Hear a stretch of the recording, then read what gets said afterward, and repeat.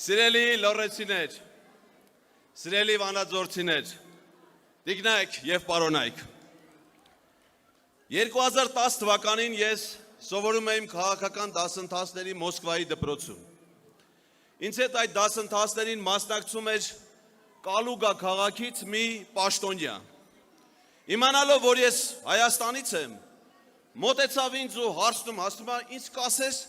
տաշիրն ինչ է։ Ես բացատրեցի, ասեցի, որ տաշիրը մի հրաշալի տարածաշրջան է, մի հրաշալի քաղաք Հայաստանի Լոռու մարզում։ Ու հարցրեցի, բա ինչի ես հարցնում։ Կատակով ասում է, լսի, մեր քաղաքում մենակ քաղաքի ցուցանակն է գրած Կալուգա, մնացածը ինչ կա տաշիրա։ Ես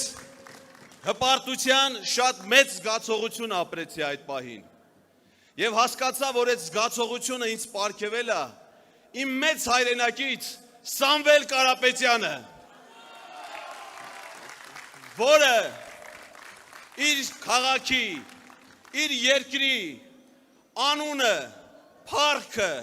հանել է իր երկրի սահմաններից դուրս, տարածել է աշխարհով մեկ եւ դա վերածել է բարիքի ու այդ բարիքը բերել է իր հայրենիք, բերել է իր հայրենիք եւ վերածել է դպրոցների, մանկապարտեզների, եկեղեցիների, շեների, կիսելով այդ ամենը իր սիրելի ժողովրդի հետ։ Այո, մեր ժողովուրդը ունի զավակներ, որ կարողանում է ստեղծել բարիքներ եւ կիսել իր ժողովրդի հետ։ Բայց ցավոք սրտի մեր ժողովրդի շարքում գտնվել է մարդկանց փոքրիկ խմբակ, որոնք չեն կարողանում բարիք ստեղծել, որոնք չեն կարողանում ոչինչ արարել, բայց կարողանում են լափել ու թալանել ուրիշների ստեղծածը, գողանալ մեզնից ամեն ինչ, հասնելով մինչև մեր հայրենիքին, եւ մենք նրանց տվել ենք իրենց բնորոշումը, նրանք կոչվում են հայրենիքի գող։ Հիմա եկել է փոփոխության ժամանակը, հիմա եկել է հայրենիքի գողին, հայրենիքի զավակով փոխարինելու ժամանակը, հիմա եկել է հայրենիքին մատուցած ծառայությունների համար առաջին աստիճանի իշխանշանի ասպետ, Հայաստանի Հանրապետության հաջորդ վարչապետ Սամվել Կարապետյանի ժամանակը։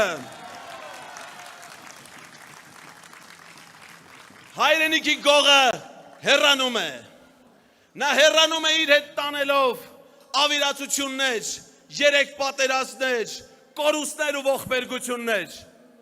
Գալիս է հայրենիքի զավակը, բերելու 300,000 աշխատատեղեր, բերելու 20,000 մատչելի բնակարաններ,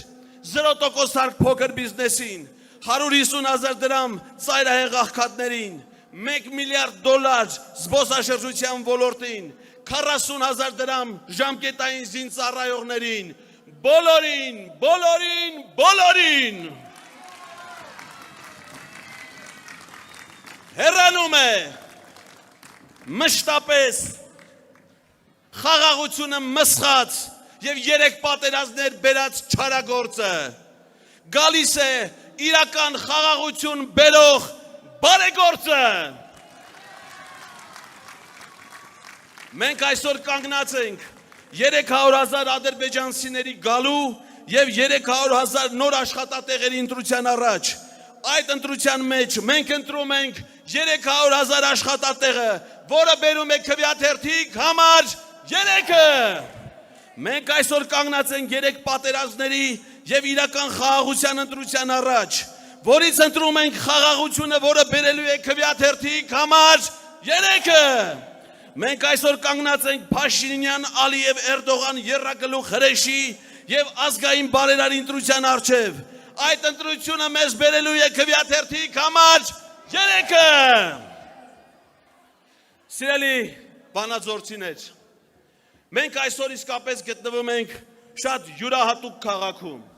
յուրահատուկ ոչ միայն իր մարդկանցով, իրենց բարությամբ, աշխատասիրությամբ, ոչ միայն արդյունաբերական քաղաքի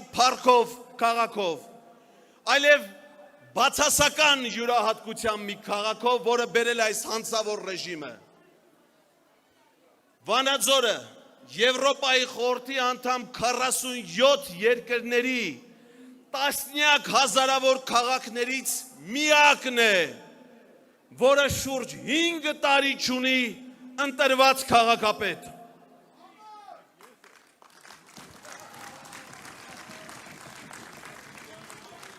Չունի, որովհետև փոքրիկ բռնապետիկը չի հաշտվում վանաձորցիների ընտրության առջև։ Վանաձորցիները 2021 թվականի դեկտեմբերի 5-ին իրենց ընտրությամբ ընտրել են իրենց քաղաքապետին, եւ այդ քաղաքապետը կանգնած է այստեղ։ Այդ քաղաքապետը իր զրկանքներով, իր կորուստներով շարունակում է պայքարել ուժեղ Վանաձորի, ուժեղ Հայաստանի համար։ Վանաձորը ունի ընտրված քաղաքապետ, եւ այդ քաղաքապետը Մամիկոն Ասլանյանն է։ Նրանք չեն հաշտվում ոչ միայն Վանաձորցու ընտրության հետ, նրանք փորձում էին բանտարկել այդ ընտրությունը, նրանք փորձում էին արհամարել այդ ընտրությունը, եւ ոչ միայն Վանաձորի, այդպես նրանք վարվեցին Ալավերդու հետ, Գյումրու հետ, Փարաքարի հետ, Մասիսի հետ, բայց այլևս չեն կարող, գալիս է փոփոխությունների ժամանակը, որովհետև Սամվել Կարապետյանը ոչ միայն բանտարկում է, ոչ թե բանտարկում է քաղաքացու խոսքն ու ընտրությունը, այլ անգամ տնային կալանքի մեջ լինելով, իր օջախի դռներն է բացել ժողովրդի առաջ, ընդունելով մարդկանց լսելու նրանց կարծիքը, իմանալու նրանց հոգսերը, որպեսզի այդ ամենը դարձնի լուսավոր ծրագրեր, ստանա ժողովրդի ուժը, այդ ծրագրերը դարձնի իրականություն, իսկ այդ իրականությունը կոչվելու է ուժեղ Հայաստան։